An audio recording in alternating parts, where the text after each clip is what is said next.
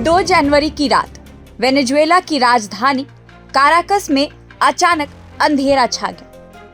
आसमान में लड़ाकू विमान, शहर पर बमबारी और हेलीकॉप्टर से उतरते अमेरिकी सैनिक।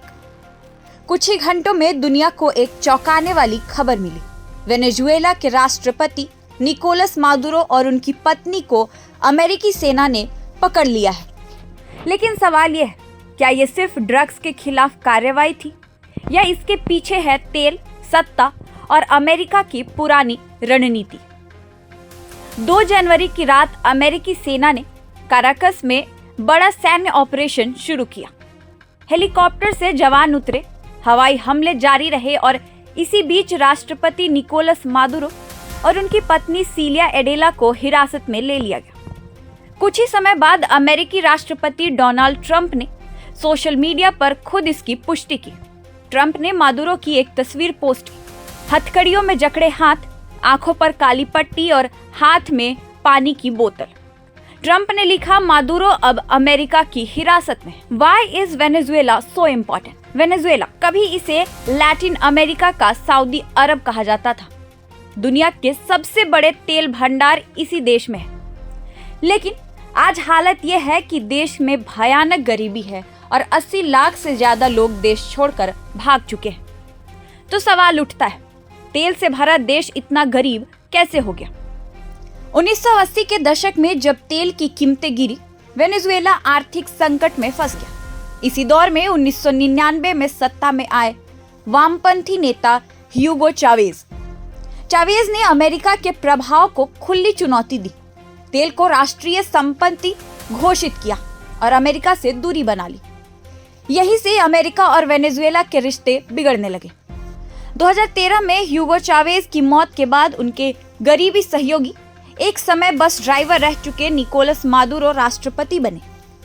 लेकिन मादुरो के शासन में महंगाई बढ़ी, खाने पीने की चीजें गायब हुई और जनता सड़कों पर उतर आई। Controversial election. 2018 के राष्ट्रपति चुनाव में मादुरो पर सत्ता हथियाने के आरोप लगे। अमेरिका समेत 50 से ज्यादा देशों ने विपक्षी नेता जुआन गुआइडो को राष्ट्रपति मान लिया, लेकिन जमीन पर सत्ता मादुरो के पास ही रही। 2024 में फिर हुआ चुनाव। इस बार विपक्षी उम्मीदवार थे एडमांडो गोंजालेज। फिर से चुनाव में धांधली के आरोप लगे। यूरोपियन यूनियन और कई देशों ने गोंजालेज को राष्ट्रपति माना। धमकियों के बाद गोंजालेज को देश छोड़कर स्पेन भागना पड़ा। America versus Maduro. अमेरिका ने 2017 से वेनेजुएला पर कड़े प्रतिबंध लगाए। 2019 से अमेरिका मादुरो को राष्ट्रपति मानने से इनकार करता रहा। इसी साल अमेरिका ने मादुरो को घोषित किया नार्को टेररिस्ट, यानी ड्रग्स का धंधा करने वाला आतंकी। ट्रंप ने मादुरो पर इनाम भी रखा, बाद में उसे दोगुना कर दिया। ड्रग्स और ऑयल।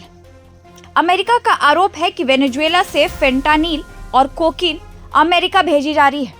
पिछले महीनों में अमेरिकी नेवी और एयरफोर्स ने वेनेजुएला से आने वाले जहाजों पर 25 हमले किए। कम से कम 90 लोग मारे गए।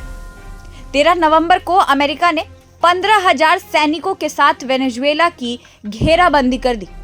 लेकिन ड्रग्स एक्सपर्ट्स कुछ और ही कहते हैं। उनके मुताबिक वेनेजुएला ड्रग तस्करी का बड़ा खिलाड़ी नहीं है, ये सिर्फ एक ट्रांजिट रूट है। असल में कोकीन का सबसे बड़ा उत्पादक देश है कोलंबिया। Real agenda. विशेषज्ञों का मानना है कि अमेरिका की असली नजर वेनेजुएला के तेल भंडार पर है। अमेरिका लंबे समय से विपक्ष की नेता और नोबेल पुरस्कार विजेता मारिया मचाडो के जरिए सत्ता में बदलाव चाहता है। मादुरो का आरोप है कि ड्रग्स के नाम पर अमेरिका मेरी सरकार गिराना चाहता है। तो सवाल यही है, क्या मादुरो की गिरफ्तारी से वेनेजुएला में लोकतंत्र लौटेगा या ये तेल और सत्ता की ओर एक और जंग है? आप क्या सोचते हैं, ड्रग्स या ऑयल? कमेंट में अपनी राय रखिए। वीडियो पसंद आए तो लाइक करें और ऐसे ही डीप एक्सप्लेनर के लिए चैनल को सब्सक्राइब भी करें। धन्यवाद, शुक्रिया। प्रभातखबर.com, विश्वास वही, रफ्तार नहीं।